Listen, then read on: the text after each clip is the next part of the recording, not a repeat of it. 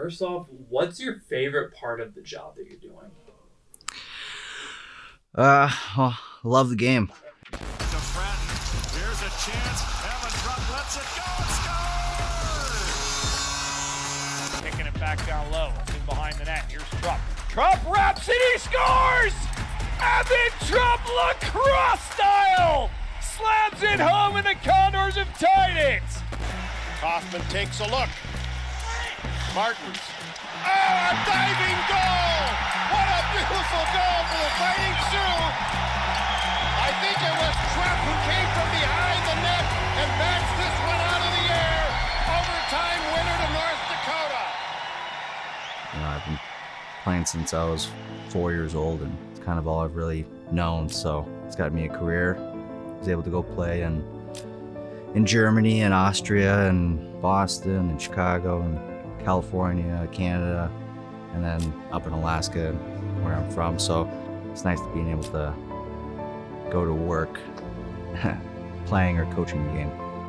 I've had good coaches and bad coaches along the way, and you learn something from all of them. My dad was my coach most of my youth hockey, and I had a great coach in college, and Dave Hackstall, and obviously he's doing good things now with Seattle Kraken, and a few good coaches here and there throughout my pro career, and it really helps build a team's identity, having a good coach and learning from that.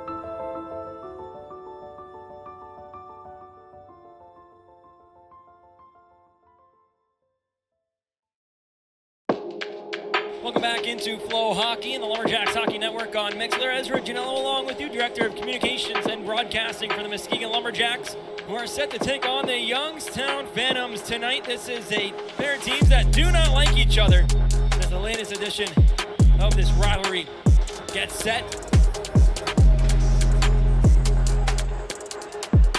It's carried to the far side by Macho. Now for Ronan with speed, trying to get away from Bayo, and does. Short 2-on-1 behind the defense, pushed on to Gaziev. The player wearing 1-9, but Gaziev stands tall. Ty Henricks, far side, in front for Pearson. Popped out for Pearson, he scores! Cooper Pearson finds the back of the net. Here's the Lumberjacks on 1-0 lead with 8:21 to go in the first period. Jake Toll does a good job defending the odd man rush. Quick over to the near side, finds Solivay on his backhand. Justin Solivay puts the brakes on, fires his shot, and it's blocked aside of Wynn and held onto. Pushed up for Grant Young. Near side now Strathman.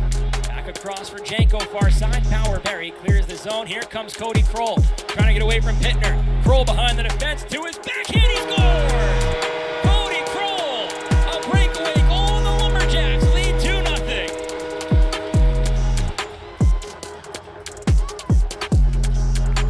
A pass intended for Connor, instead finds Osborne, and now here comes Botterill. The offensive zone, Botterill fires and he scores! 14:06 to go in the second period. Jacks lead where it matters 2-1, though they trail in shots 18-12. Minute 5 to go on the power play. Gritted, popped out in front. Rebound was loose. Connor took a whack at it and it goes just wide of the cage. Now it's Connor again, though in the corner this time. Up to Gritted on the wall. He's still harassed by Botterill, so Connor comes in to help out. 2-on-2 on the wall. Now Whitcomb far side. Pushed in front. Big rebound. Finds the stick of Connor below the goal line. Popped again to the side of the net. Whistle's blown with 5 seconds to go. Now Bonchu goes after Connor. He's been harassed tonight by the Youngstown defense. Now, I gotta know, what did Joe Connor do to get this kind of treatment?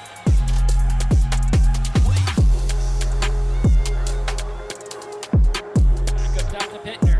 Walks towards the middle. Back to Young near side. Fired on net. Into the back of it. The shot goes, and Youngstown ties the game with a power play goal with 1:10 remaining in the second period. Near side for Coring, half a minute into this third period. Now DeHaro keeps in, near side, his shot blocked in traffic, found by Rusinski. No goal called on the ice. Patillo was in the crease. Now Gaziev's upset because he couldn't get back in, and I'm not sure what the call is going to be. And as the scorers go and look at the board, we know that it's a good goal. And now Gagnon comes out of the box to confirm it, and Parker Burgess wants an explanation.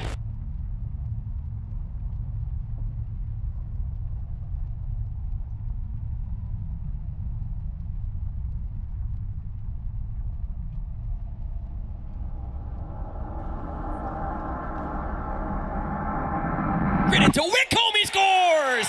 An absolute rocket ship from Ethan Whitcomb, and this game is tied. Matvey Gritted steps in, cuts across, finds back door. Nordberg, big save made by Wynn. Rebound was loose for a moment. Gritted took a whack at it, now he gets some attraction from the Youngstown players. Connor gets his helmet ripped off, drops his gloves, and a fight on the near side. It's Connor and Wilson, and Connor with some big right-handers over the top, letting him fly across from Wilson. He returns the favor. Connor and Wilson, big haymakers from big skilled players, going at it below the goal line. Wilson still throwing them, and now the linesman will come in and separate the two. And we'll go to overtime. Tied up at 3 apiece. Second time this year these two teams have gone to overtime with a 3-3 score line. 3-3, 21 seconds to go in overtime. Boisvert out now with Grinnan and Veillot. Face-off won by Youngstown. Here's Osborne up the ice for Ramos. Enters the offensive zone. Osborne far side, 2 seconds and 1-0 showing on the board, and we're going to a shootout.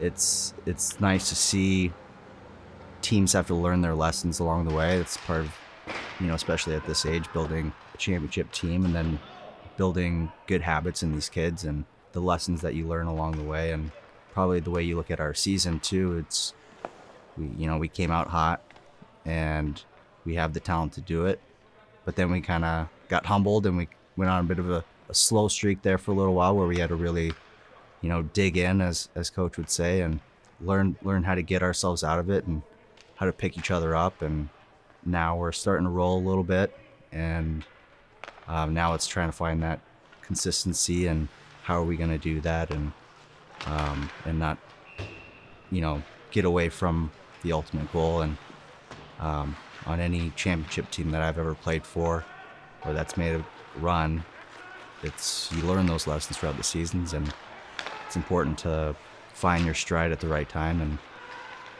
I think we're kind of trending in that direction. So Youngstown will shoot first. It'll be Adam Patilla. And now here he comes. Patilla near side to the middle of the ice on his forehand. Backhand and a big save made by Gadziev. The big cat sprawled out. Henriks picks up the puck on his backhand, moves to the far side. Weaving towards the middle on his forehand, he scores!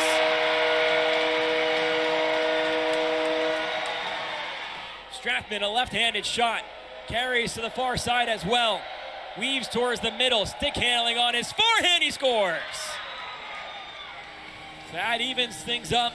Sasha Boisvert comes on to regain the advantage for Muskegon. Boisvert, left-handed shot out of Trois-Rivières, Quebec, committed to Nodak. Near side on his forehand. He scores the goal! And the Lumberjacks take the advantage in the shootout. Here comes Daniel Janko out of Slovakia, uncommitted. The left-handed 2005 birth year on his forehand. Fires a shot and scores, drooping the puck past the outstretched Gadziev, so Youngstown stays alive. Grittin, also a left-handed shot to the near side. Slowly weaves towards the middle to the far side on his backhand. Now cuts towards the net and he scores! Colin Wynn didn't even see it. And the Lumberjacks regain that advantage and win the game 4-3 in a shootout. A great win for Muskegon. They extend their lead over Youngstown to 2 points. And the Jacks put themselves in position of second place, depending on how some things shake out at the end of the night.